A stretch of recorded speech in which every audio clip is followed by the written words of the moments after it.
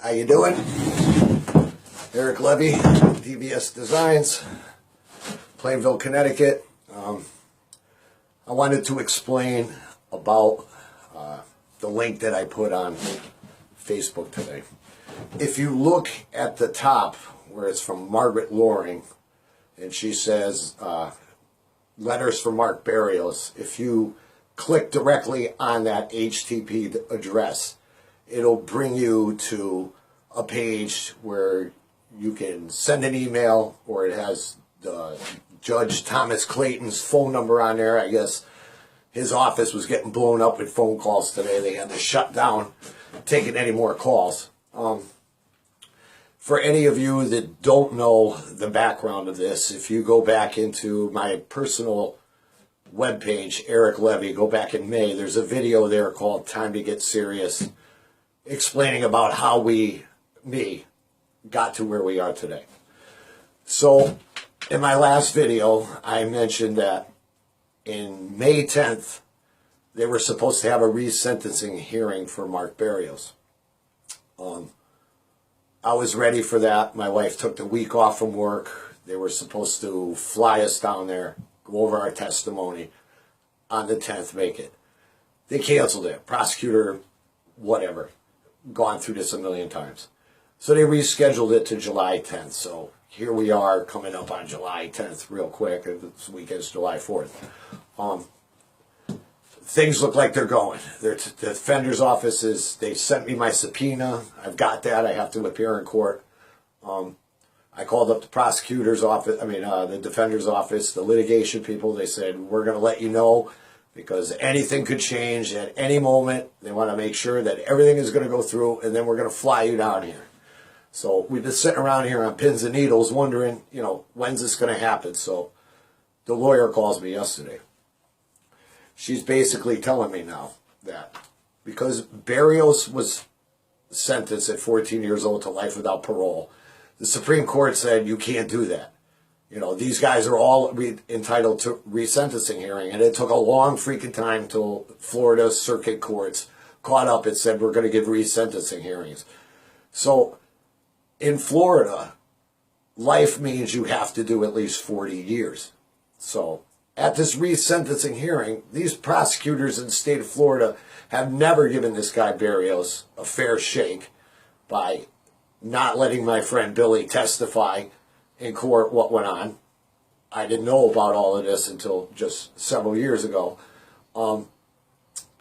So she's explaining to me that probably the state at this resentencing hearing is simply going to say, well, we're going to give you 40 years. And there ain't nothing you can do about it.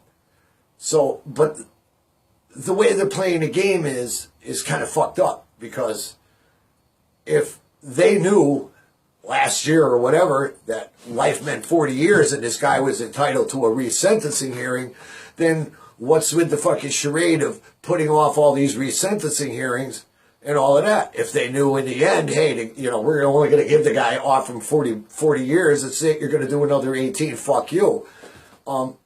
What's the point of all of this? So the lawyer tells me yesterday that defenders don't want to pay for me to go to Florida. The deal is they're talking about making a deal with Barrios, which could be simply the 40 years. They could, if they wanted to, probably let him walk out of jail, but they're not inclined to do that. They've been assholes since day one. I'll get to that later. But, so she says they don't want to fly you down here. They want me to do my testimony over the phone on Monday. I hate the fucking phone. I don't think anything this important should go to a phone call. But they're not going to pay my way down there, so I'm kind of, stuck out here fucked. So Monday of the 10th, I guess I'm going to have to wait by the phone, and then they're going to call in, and I'm going to be talking to the court. But the funny part about it is they waited to the last minute to do all this shit. Like I said before, they knew that they could offer him 40 years, and that's it, tough tits. But you can't get in touch with Barrios. If they were, say, go to his lawyer and say, we're going to offer him 40 years, all right? He's already done 22. He's got to do 18 more. He walks out of here. All right, no questions asked, see you later. She can't just, hey, Mark, here's the deal. He's in a maximum security detention center. It takes several days to get the phone call through. You just can't show up at the jail and say, I want to see my client. You have to make an appointment. So that takes a couple of days. So what does that bring us to?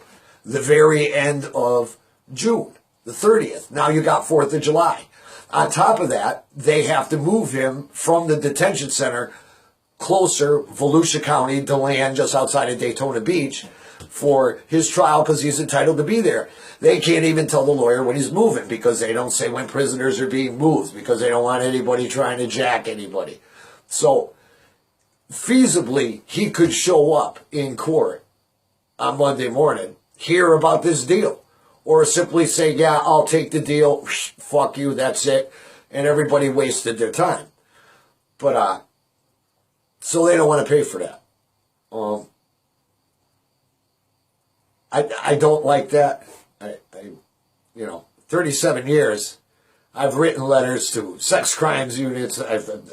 I had Dr. Phil, I got the letters on my phone that I wrote him about this story. Their producers got back to me like immediately. I was at a commission meeting up at Town Hall at the time, and I couldn't get the phone call. I got to turn them off when you're in there. But as soon as I got home, the producer, she got in touch with me, in-depth interview over the phone. They got in touch with Mark.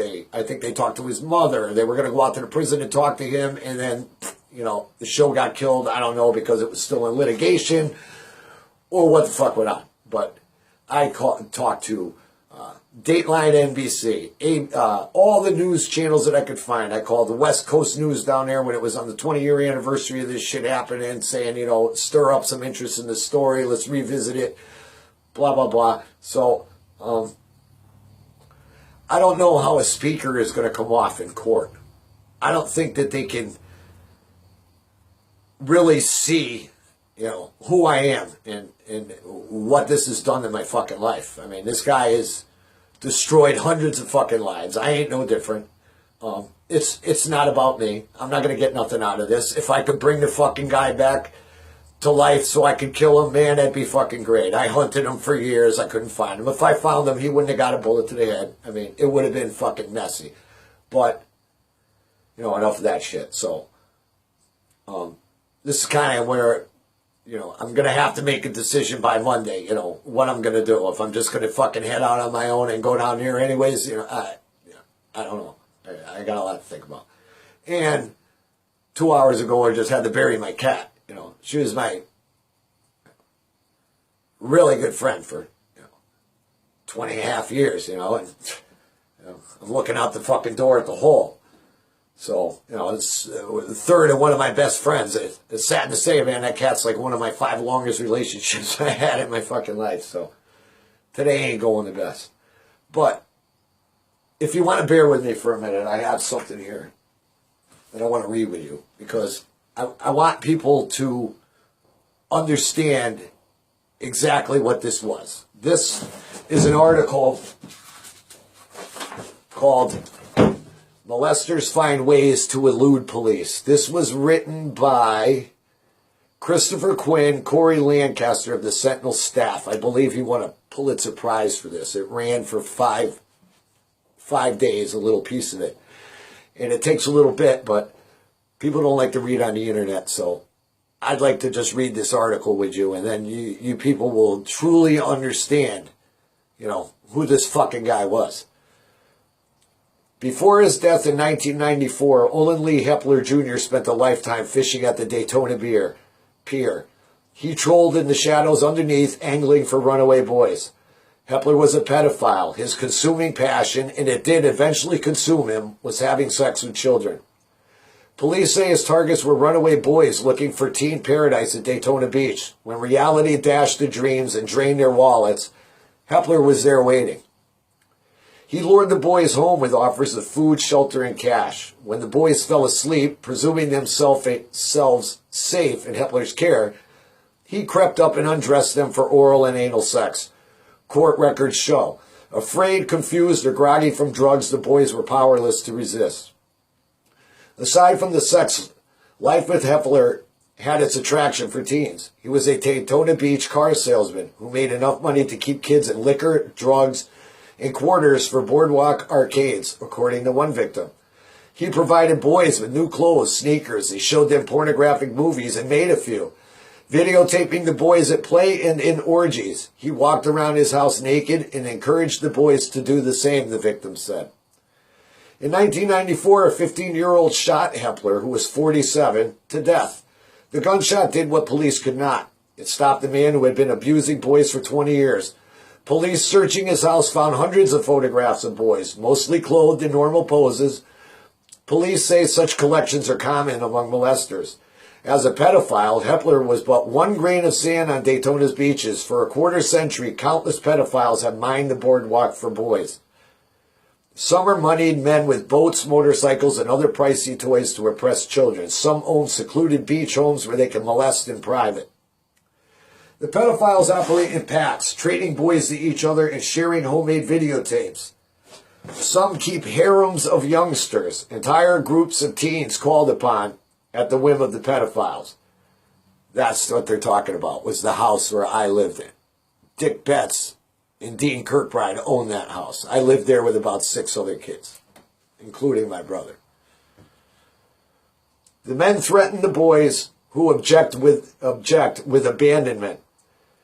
Experts at deception. Daytona's beach pedophiles work in the shadows, changing their seductions to elude snooping officers who, over the years, have taken note of the sex-seeking men. In the mid-1980s, men lured teens to bed with crack cocaine. As detectives stamped out that drug trade, they noticed the pedophiles had moved their activities into several beachfront hotels.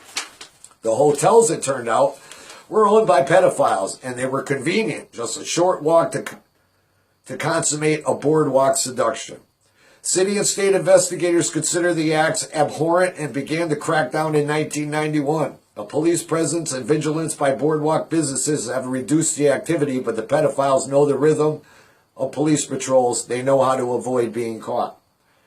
They were very, very law enforcement conscious, says John Bislin, testified in August 1995 about Hepler's associates. The special agent for the Florida Department of Law Enforcement was speaking during a deposition in Hepler's murder case. They shared very little with anyone outside the scope of that close circle of friends as it relates to pedophilia. Elusive as a pedophile's trademark, Hepler was never arrested. The man who found Hepler's body was longtime friend Larry Mullins, who was well-known face on the boardwalk for 20 years. That was a lie. The police tapes clearly say that it was 2 small kids who found Hepler's body. It wasn't Mullins. I don't know if they gave the paper the wrong information, but I know it right from the source. Mullins, 43, declined to be interviewed for this story, and his hotel, now with new owners, is no longer under investigation by law enforcement, said Mary Pascal, a Volusia County State Attorney investigator. She disappeared shortly after this case. Took a whole bunch of evidence with her. Who knows where she is? The Federal Department of Law Enforcement investigated Mullins and his hotel from March 1991 until November 93, never building enough evidence to prosecute. But the FDLE's report concluded that Mullins' hotel was used to facilitate room rentals for the purpose of juvenile homosexual prostitution. I knew about the Boardwalk Motel. That's common knowledge in Daytona Beach. The common knowledge is that that's where all the runaways used to go, and that's where these people used to meet these boys.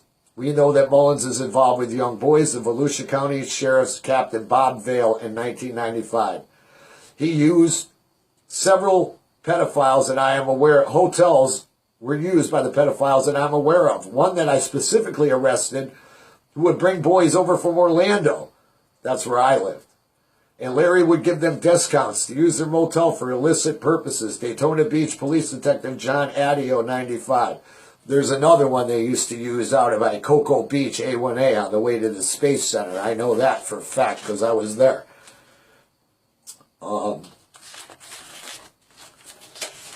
It also says most of what I would say the recruitment and the actual sex acts were taking place in the Boardwalk Motel and the Boardwalk area.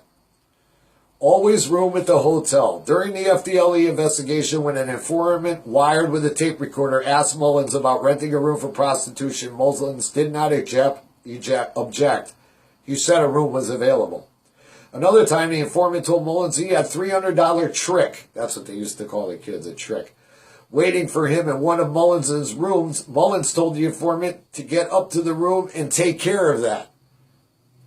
When an informant asked Mullins about procuring young boys, Mullins said that he had been careful for the past year, that police had been monitoring hustlers near the hotel. Perhaps nothing demonstrates Mullins' role in the loose-knit world of the pedophile, as well as his involvement with a 14-year-old named Mikey. In the fall of '91, Kathy Smith was working feverishly to retrieve her son from the grasp of pedophiles who were trading Mikey from man to man. Mikey never accused Mullins of molesting him, but Mullins knew all about Mikey, according to testimony by Mikey in a journal kept by his mother. What happened was this. Two of the pedophiles who molested Mikey took him back home with them to South Carolina. Mikey's stepfather, having heard of Mullins, threatened to give Mullins' name to the police if Mikey did not arrive home within 24 hours. Within 15 minutes, Mullins reported that Mikey was headed home on a bus, according to the youth's testimony and his mother's journal.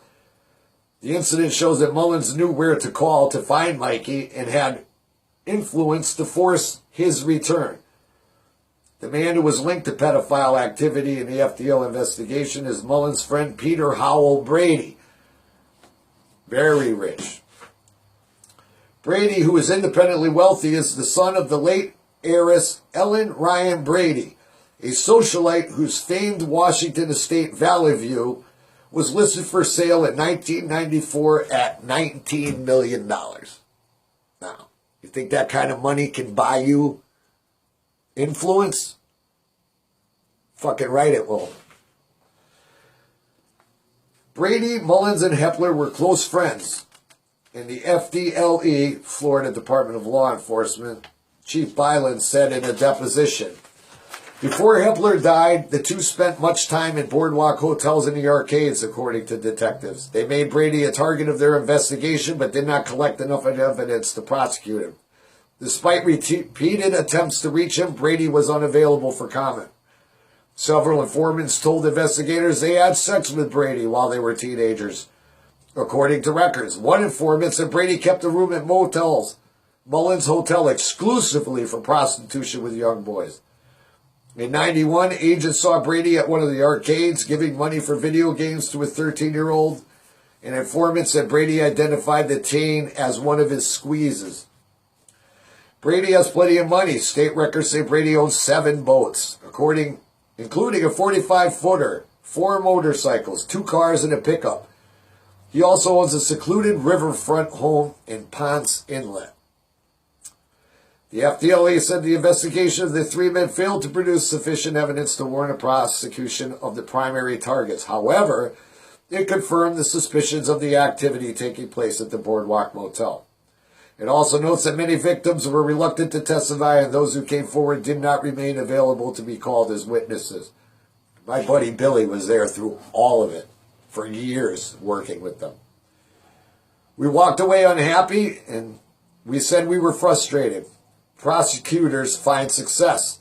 In the past 10 years, local police and prosecutors have tried to curb the pedophilia. The efforts, particularly when a boy is willing to testify, have resulted in serious prosecutions. The men convicted range from television personality to hotel owners to laborers. Emmett Rosier, 55, a former WESH Channel 2 news anchorman, was charged in '91 with lewd and lascivious act involving Mikey. Rosier had ordered Mikey out of his house because of drunkenness, and when Mikey pleaded to remain, Rosier said, "What are you going to do for me?" Court records show he took the child downstairs and performed oral sex on him. Rosier was sentenced to 5 years of probation, which he violated by allowing a couple with a child to stay in his house, and he was sentenced to 4 years in prison and was released in May because they never learn. They never stop. Rosier, who has a history of sex charges involving children, lives in Holly Hill. He is not on parole or probation. James Walker was working at a pizza parlor that Mikey visited. He seduced Mikey with food and sodas. Walker pleaded no contest to lewd and lascivious assault after violating the terms of community confinement and was sentenced to 15 years in prison. Charles Thomas Simpson, 47, lived in a motorhome in Rozier's backyard and was charged with paying Mikey and another boy for sex. The jury found him guilty, and Simpson is serving a 9-year prison sentence. Dennis Devlin owned 2 beachfront hotels, and in October, Mikey stayed at one of them with his parents. Devlin was accused of persuading Mikey and 2 other boys to undress while Devlin photographed them. Devlin was charged with lewd, lascivious assault, but the charges were dropped. He's been arrested numerous times on charges of luring youths to pose nude and perform sex acts. He was convicted in a separate case last year. He served 133 days of a 1-year and 10-month prison sentence and was released in July. As part of Devlin's probation, a judge ordered an unusual condition, one that shows how well-known the boardwalk pedophilia has become. Devlin is banned from several miles of Daytona Beach, the places that he and others, such as the late Olin Lee Hepler Jr., used to wait patiently for the next boy to drift by. So, we hear all the wonderful sentences that the pedophiles get. But Mark Berrios, who in the spur of an instant is attacked by this guy, shoots him. He gets life without parole. He's already done 22 fucking years. That shit ain't right, man. It ain't right. So, I also gonna read something for you here, and this is pretty good. This is really gonna put the icing on the cake for you. This right here is from the state of Florida versus Mark Berrios, the 7th Court District. This is an affidavit from Hepler's own lawyer. He handed this over to the defense. And if anybody knows anything about law, they don't do that shit. But I want to read this for you. And what you're hearing is from Lee Hepler's own mouth to his attorney. This is graphic. I, Michael Lambert, who was his lawyer, am a licensed practicing attorney in the state of Florida. I have been licensed to practice law in the state of Florida since 1974. I began my career as an assistant state attorney in the 7th Judicial Court, and in February 1979 went into private practice, concentrating primarily on criminal defense ever since. In the early 1990s, Olin Lee Hepler Jr. had retained me to discuss issues involving his teaching certificate. Teaching. As well as other matters. Based upon an initial retainer he had paid me, Mr. Hepler would periodically come to my office and discuss with me his claimed involvement with juvenile males. Mr. Hepler never provided the names of any of these boys. Everything would be in the past tense, and I never knew if any of it were true. The stories Mr. Hepler would tell me were very graphic regarding sexual conduct with minors, explaining to me that he and other adult men that he associated with would pick up male juveniles while cruising the boardwalk, take them either to his residence or some other place, provide them at a minimum with alcohol, and engage in sexual activity that sometimes and afterwards included the payment of money. If true, it was clear to me that because of his age, teaching background, and life skills, that though deviant, Mr. Hepler, in his stories, was able to manipulate young boys into agreeing to participate in sexual activity, either by playing upon a dysfunctional family component, the ingredient of adding an intoxicant, sometimes coupled with money, and even discussed the use of force. There were 2 very graphic stories I specifically recall him telling me. The first involved a boy at his residence who Mr. Hepler stated he had gotten intoxicated. Telling the boy to remove his clothing, get up on the couch, the boy positioning himself on all fours with the belief that anal intercourse was going to occur, and instead, Hepler stated that he inserted a knife into the boy's rectum. The other story that I specifically recall was of a young boy who had gotten to the point where some of the other adult males that associated with Hepler felt that he was going to report them to law enforcement for the sexual activity and abuse that was occurring.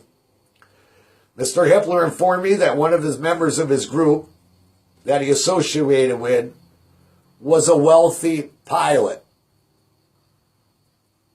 who owned his own private plane. Mr. Hepler told me that using a ruse, a couple of these men convinced the boy to go flying with them, and that while flying over the Atlantic Ocean off Daytona Beach, the boy was pushed out of the plane. I contacted local enforcement agencies to determine whether or not there were any reports of recently missing boys from this area. However, there were not. The stories of sexual contact with boys that Mr. Hepler told me about were not limited to the above two incidents. However, these were the two that stuck with me the most. I remember reading an article about Hepler's death and the circumstances surrounding it, i.e. a young man, a boy, a teenager being arrested for his murder. Though completely unfamiliar with the story provided by Mark Berrios at the time to his public defender, at some point in that prosecution, and even perhaps after a conviction, I contacted Assistant Public Defender Larry Powers, who was representing Mark Berrios, to provide him with the information that I had received from Hepler prior to his death about his claimed sexual abuse of young boys. I told Mr. Powers that I did not expect him to divulge any attorney-client information. However, I told him what I knew of Mr. Hepler and his activities with boys. It would not be the least bit surprised if one of these young boys had shot and killed him because of what I perceived as a sadistic nature of the incidents Mr. Hepler related to me involving sexual contact with young boys. I explained to the Assistant Public Defender, Powers, that if anything, that I was telling him correspond to what Mark Berrios was telling him. I would be more than willing to provide testimony as to what Mr. Hepler told me, his own lawyer. Additionally, I contacted Assistant State Attorney Brian Feigenbaum, who was a prosecutor in Mark Berrios' case, and informed him of the information that I had. I told him that I was not privy to any information provided by Mark Berrios to his attorney. However, if it involved allegations that Mr. Hepler had sexually abused him, or that he claimed that he had, I could confirm Mr. Hepler having that propensity. I explained to the Assistant State Attorney Feigenbaum how Mr. Hepler seemed to relish recounting with me this deviant sexual behavior. I recall debating with Assistant State Attorney Feigenbaum my belief that any child subjected to that type of treatment or sexual abuse, as Mr. Hepler had described to me, may be justified or excused or understood in taking Hepler's life. And in my humble opinion, a prosecution should be limited to a manslaughter charge, not first-degree murder.